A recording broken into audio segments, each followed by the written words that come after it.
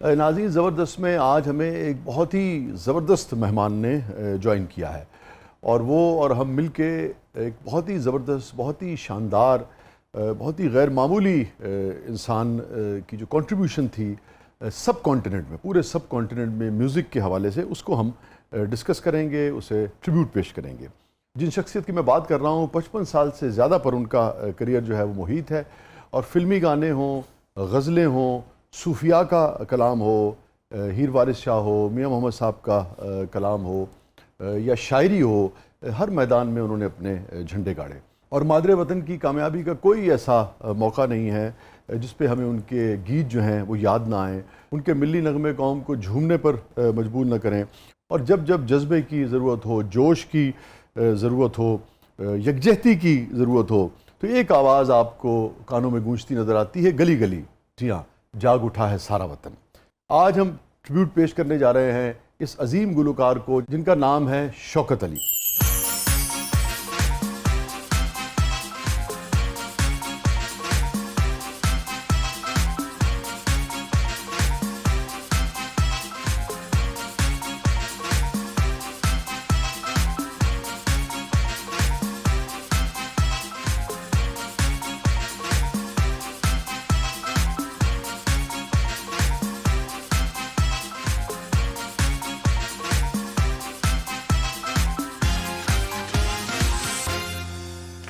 और हमारे साथ मौजूद हैं उनके साहबजादे Imran Shaukat Ali sahab. Welcome to the show Imran साहब।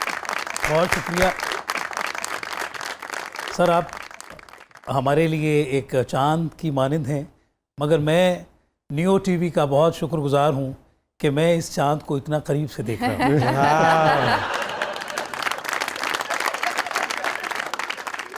मैं बहुत शुक्रगुजार हूं कि आपने याद फरमाया मुझे। बड़ी मोहब्बत, बड़ी इज़्ज़त अफजाई और सब आपसे मोहब्बत करते हैं, पूरा पाकिस्तान आपसे मोहब्बत करता है। कुछ गीत याद कर रहे थे सब, तो आपको पता है मस्ताना साहब ने कौन सा गीत याद कराया सबसे पहले? जी जी बताएं कौन सा गीत याद कराया होगा? अभी तो फिलहाल आपने जो फरमाया साथियों मुजाहिदो जाग उठा है सारा वतन, और आप फरमा रहे थे कदी इतिहास बोल में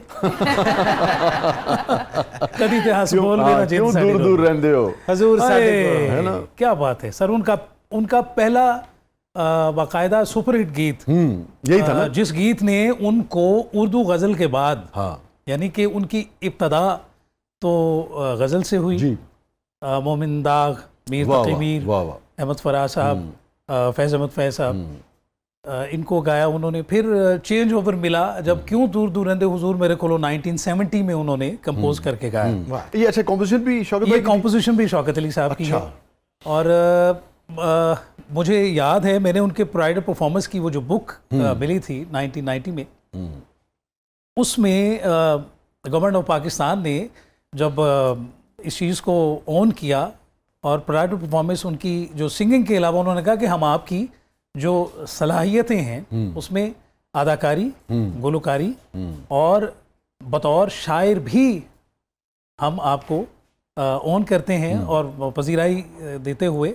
प्राइड परफॉर्मेंस तो बेसिकली उनके सिंगिंग पे ही था, मगर उनकी ये वो खुदादाद जो सलाहियत है, तो बकायदा उनकी किताबें छपी है ना जी। तो मुझे याद है, मुझे प्रोग्राम में उन्होंने बताया कि 6-7 के करीब किताबें जो है उनकी तैयार थी उस वक्त। जी जी हाँ, जुआ दे आलने और टकोरा, ये 2 शेरी मजमूए पंजाबी के उनके मौजूद हैं मार्केट में। तो इमरान साहब कुछ इसका बताइए ना, जिसका शाहजी ने भी जिक्र किया, क्यों दूर दूर, जिस गीत का, तो वो क्यों दूर दूर रहंदे हो हजूर साडे कोल, सानू दस दियो होया कि कसूर साडे दा। जी जी जी जी, मेरे कोलों था ना वैसे। हाँ जी, मेरे कोलों जी, मैंने दस दियो होया कि कसूर मेरे कोलों। अगर हम यहाँ से शुरू कर सकें कि शौकत भाई ने कभी शेयर किया कि कैसे तख्लीक हुआ, कहाँ पे थे, कैसे ख्याल आया? कुछ होता ना, इतना बड़ा गीत जो तारीखी एक गीत बन जाए, हर याद जो है वो फिर तारीख का हिस्सा होती है। जी बिल्कुल ऐसे ही है सर। ये तालिब चिश्ती साहब का लिखा हुआ गीत है जिसको शौकत अली साहब ने कंपोज किया। उस ज़माने में वालिद साहब की एंगेजमेंट हो गई थी और मेरी वालदा से, चूँकि ये कज़न्स थे, खालाजाद थे, तो उस मोहब्बत को, उस प्यार को जो उनके दिल में था, उन्होंने उसको तरन्नुम में इस गीत को ढाला। और चूँकि 70 में ये गाया और 72 में डैडी की शादी हुई। हो अच्छा गई। अच्छा अच्छा अच्छा अच्छा। तो इसकी जो बुनियाद है वो मोहब्बत बनी, इसका मतलब कह सकते हैं आप, नहीं नहीं, ये तो हकीकत है। बिल्कुल हाँ, बिल्कुल अच्छा कह अच्छा सकते हैं, अच्छा क्योंकि बगैर मोहब्बत के कोई चीज़ तख्लीक हाँ नहीं हो हाँ सकती। हाँ हाँ, वाह वाह वाह। मोहब्बत एक लाजिम और मलजूम है इसमें। हाँ यस यस। तो कभी आपने देखा आपके वालिद ने आपकी वालदा से इस पर बात की हो? कभी देखना होता है, कभी कोई खटपट हो जाती है, कोई खफगी हो जाती है, तो उन्होंने कहा देख मैं तो ਤੁਹਾਡੇ लिए पलियल हो गया है, देख मैं तेरे लिए तखलीक कीता सी। असल में वालदैन का आपस में इतनी मोहब्बत थी, इतनी अंडरस्टैंडिंग थी कि हमने कभी ज़िंदगी में कोई ऐसा लम्हा देखा ही नहीं कि शिकवा वाह वाह करते हुए देखा हो वालिद साहब को या वालदा मोहतरमा को। वाह वाह। और मैं ये अर्ज़ करता हूँ शाहजी कि अपने वालिद मोहतरम से जो बहुत ज़्यादा अकीदत है ना हम सब हाँ। बहन भाइयों को, मुझे, तो उसमें जो बुनियादी वजह हैं, जो ज़िम्मेदार हैं, वो मेरी वालदा हैं, क्योंकि उन्होंने वालिद से इश्क करना सिखाया हमें बाकायदा। ये बहुत बड़ा लेसन है सर जी फातिमा जी जी कि मैं समझता हूँ कि आज के माशरे में ये एज अ लेसन बात करना ज़रूरी है कि दो लोग हैं, वो अगर आपस में इस तरह उनकी अंडरस्टैंडिंग है, जो अल्लाह ताला उनको औलाद अता करता है, उनकी बाहमी मोहब्बत और इत्तफाक से जो औलाद परवान चढ़ती है वो बहुत बाअदब रहती है अपने वालिदैन की। मैंने अपनी आंखों से सारी उम्र देखा, जब तक हयात रहे, वालदा को, वालिद साहब को जब भी उठाना होता था तो मैंने देखा कि मेरी वालदा ने हमेशा मेरे वालिद साहब के पाँव दबाना शुरू की आहिस्ता आहिस्ता। उनको जब उठाना होता था तो फिर वो उठते थे, वो कहते अरे अरे क्या कर रही हैं आप, नहीं नहीं नहीं नहीं कोई बात नहीं, मना करते थे। वो मना करते थे, नहीं अरे नहीं करो नहीं करो, नहीं नहीं नहीं, नहीं कोई बात। हमारी जो रहतल है उसके अंदर मर्द तो बेशतर घरों में मर्द चले आते हैं, रात को आते हैं, तो बच्चे जिसको अपने इर्द गिर्द देख रहे होते हैं वो औरत होती है और माँ होती है। वो जिसको स्याह कह देगी वो स्याह है, जिसको सफ़ेद कह देगी सफ़ेद है, जिसको सूरज कह देगी सूरज मानेंगे, जिसको वो चांद कह देगी चांद मानेंगे, जिसको तारीकी कहेगी तारीकी मानेंगे।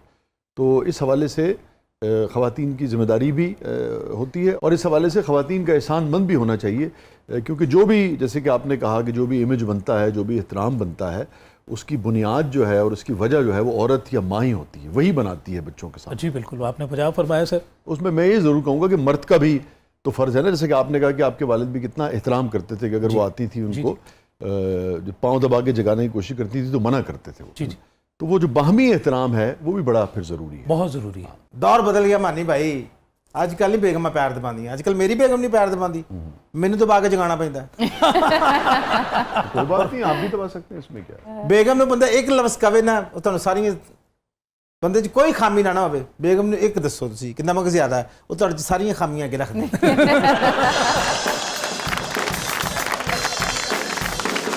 नहीं, लेकिन रवैया भी तो ऐसा हो ना जैसे शौकत साहब का है फिर।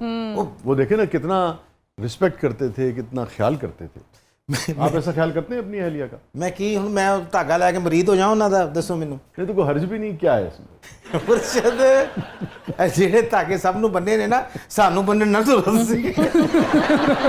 ਤੁਸੀਂ ਅੱਜ ਤੱਕ ਜਿਹੜੀਆਂ ਗਜ਼ਲਾਂ ਲਿਖਦੇ ਹੋ, ਤੁਸੀਂ ਕਈ ਵਾਰੀ ਪ੍ਰੋਗਰਾਮ 'ਚ ਗਿਆ ਤੇ ਬਾਜੀ ਨਹੀਂ ਕਹਿੰਦੇ ਤੁਹਾਨੂੰ ਕਿ ਇਹ ਤੁਸੀਂ ਮੇਰੇ ਲਈ ਥੋੜੀ ਲਿਖੀ ਹੈ, ਨਹੀਂ ਕਹਿੰਦੇ ਤੁਹਾਨੂੰ। अच्छा क्या जवाब है। यार, इंसान को दिन में अगर 2-4 बार गुस्सा आ गया तो सुन ले आदमी।